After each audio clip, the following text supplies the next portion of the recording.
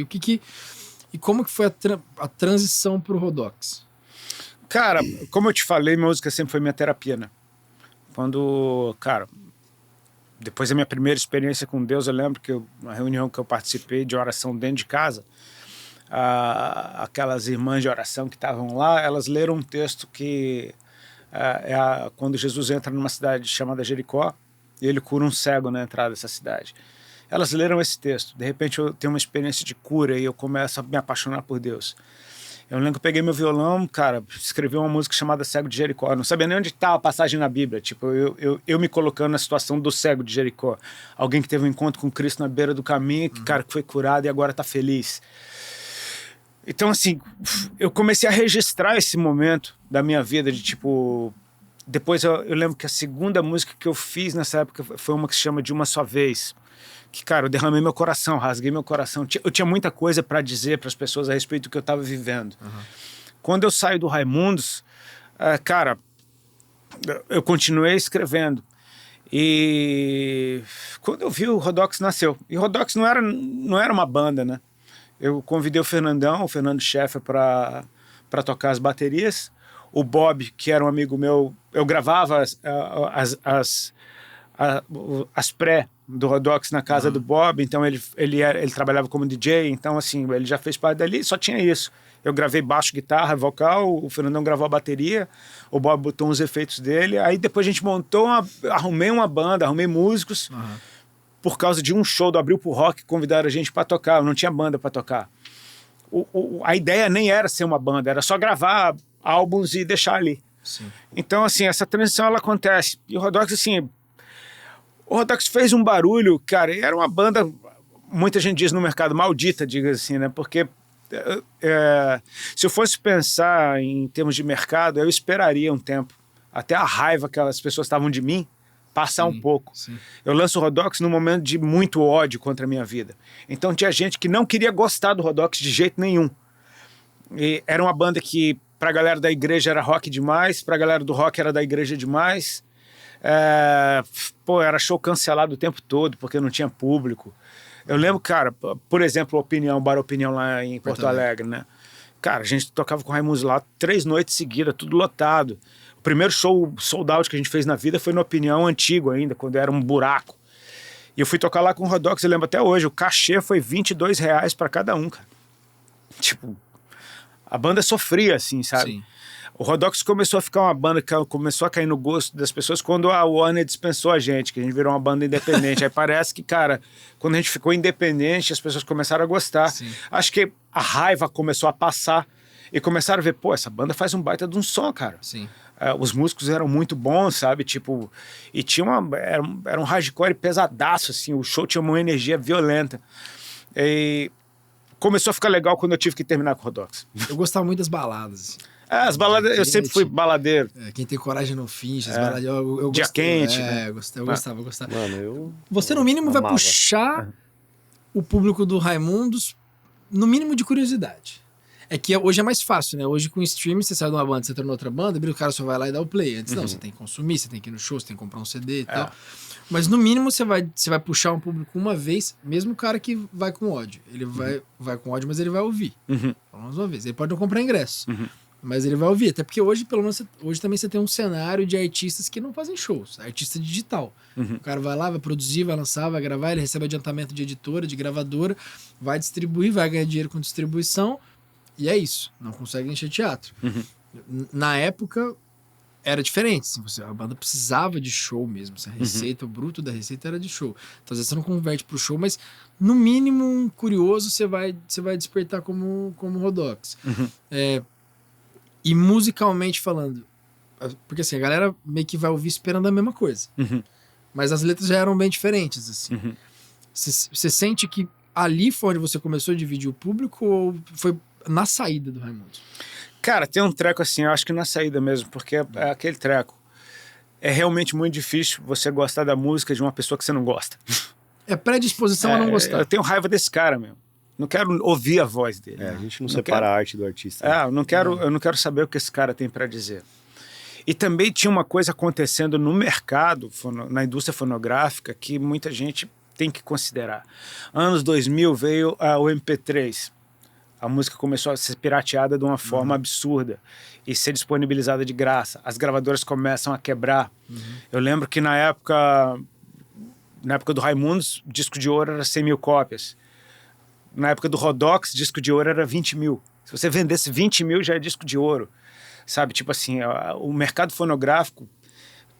Cara, eu parabenizo a forma que a indústria conseguiu se reinventar com as plataformas de stream. Mas foi uma época muito difícil. Tipo, eu lembro que quando o Rodox, por exemplo, ele é dispensado da Warner, a Warner Internacional mandou a Warner brasileira dispensar metade do casting. E, cara, a gente foi dispensado nessa leva. Foram muitos artistas dispensados, a gente foi dispensado. Porque a coisa tava, cara... Ninguém sabia... Era tipo uma pandemia na música. Que acontece até hoje. Ninguém sabe o que vai acontecer, então tava todo mundo desesperado. E aí, aquelas bandas produzidas para dar certo, montadas por empresários, começam a aparecer a rodo, gente botando dinheiro para isso dar certo. Surge o emo, né, que tipo assim, banda de gatinhos, né? Descobriram, cara, menininhas vão sempre consumir gatinhos. Então, assim, bota uma banda de gatinho. Capa da Capricho. Pois é. Eu fui capa da Capricho. O cara mais feio do mundo a ser capa da Capricho fui eu, velho. E tu não foi na banheira do Gugu, velho? Não fui, cara. Puta merda. Não fui. Essa me marcou. Não fui. Essa me marcou. Mais do que a saída do Raimundo. Esse boleto eu não tenho. Eu encontrei a Tássia Rosbar ontem, e aí eu falei que a gente ia gravar contigo. E aí ela me falou uma parada que me fez pensar num outro lado, assim. Ela falou, cara, quando eu me converti em 2000 alguma coisa, eu comecei a consumir muito repertório do Rodolfo. Do Rodolfo mesmo. E aí, se você parar pra pensar, hoje o mercado de influência, né, ele é mais escancarado. Tudo é influência. Tudo, eu sou um influenciador de lentes de Blackmagic. Eu sou um influenciador de comida japonesa vegana. Você tem todo tipo de influenciador. Só que hoje é um mercado pulverizado, padaria que a gente tá falando. Mas o mercado de influência, ele sempre existiu, num outro contexto, né? Você tem lá, sei lá, um cara que vai fazer uma publicidade para uma marca que só vai passar na televisão. É um influenciador, não era chamado de influenciador na época, mas é um influenciador. Você sente que a sua conversão influenciou pessoas para buscar o mesmo caminho, ou você tem a percepção que você já foi para um lugar onde você migrou de um e foi como um solitário, digamos assim, para um outro grupo de pessoas que acreditam em outras coisas? Ou você acredita que você puxou influenciando outras pessoas? Cara, é como eu te falei no começo, eu não consigo tirar Deus de nada do que eu faço. E eu entendo que, assim, essa é a minha visão a respeito do eterno e do nosso tempo. Né? Muita gente pensa que a eternidade vai começar quando a gente morrer. Eu creio que a gente está na eternidade. O nosso tempo é como um trem andando por ela, com aquilo que Deus já escreveu. Eu vou encontrando esses lugares que já foram preparados, situações que já aconteceram, e a gente simplesmente vai ali. E eu vejo hoje que Deus usou a minha conversão para chamar a atenção. O Vitor falou disso, cara, botou uma pulga atrás da orelha dos caras. E tem uma coisa que o testemunho, né, tipo assim, se um cara pisou na lua, qualquer um pode pisar, sabe? Se um cara surfou aquele mar gigante, qualquer um pode surfar. Cara, se deu certo na vida desse cara, pode dar na minha. Tipo, esse cara tava zoado e conseguiu sair dessa vida louca. Talvez eu consiga também.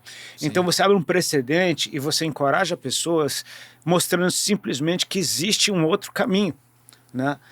E, cara, eu acho que, assim, pelo fato de ter permanecido nesse caminho que eu escolhi andar, você começa a mostrar para as pessoas, cara, eu acho que ele não tá louco. Eu acho que alguma coisa realmente aconteceu. É consistente. Exatamente. Você olha para os frutos da vida do cara. Cara, uma pessoa louca estaria causando problema. Uma pessoa louca, meu irmão, estaria cheio de dívida. Enfim, tá vivendo de uma maneira louca. Você fala, cara, o que ele fez parece uma loucura, mas esse cara não tá louco.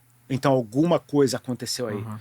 E assim, o dia mau, ele vem para todo mundo, cara. A Bíblia, ela fala, tem uma passagem interessante que fala assim, é melhor ir na casa onde tem velório numa casa onde tem festa.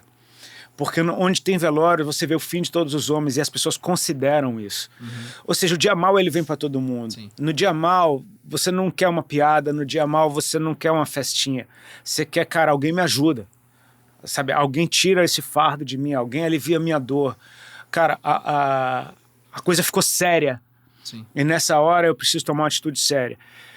Então, às vezes, você lembra de alguém que passou por isso, sabe? E aí tá aí o que Deus fez na minha vida para chamar atenção para ele. Na real, não tem nada a ver comigo isso. Isso é Deus se movendo. Cara, Deus chamou a atenção para ele mesmo através da minha vida, sabe? É tipo assim, parece que eu tava me explodindo na frente de todo mundo, mas eu não morri, sabe? E quando você passa nas situações que eram para te destruir, você não foi destruído, isso naturalmente te faz mais forte para aguentar Sim. outras situações. E, cara, se for para ser uma influência, que seja uma boa influência. Se for para levar alguém para algum lugar, que seja para um bom lugar, sabe? O eis-me aqui que eu disse para Jesus há 23 anos atrás, eu digo todo dia, sabe? Tipo, e tem certas coisas que eu simplesmente não controlo. Eu simplesmente tenho uns insights dentro do meu coração, eu vou naquela e depois a coisa faz sentido. Por exemplo, Onde o Mel é Mais Doce. Mercadologicamente, eu lancei ela num domingo. Ninguém lança coisa em domingo, velho. Tipo assim, todo mundo da gravadora falando, você quer arriscar, arrisca, mas não é bom. Domingo é o pior dia de música no teu canal. Tipo, velho, não é bom, não é bom. Eu falei, tá, mas eu queria soltar ela num domingo, cara. E tinha que ser aquele. Eu não sei que nhaca é essa, que eu fiquei com isso na cabeça.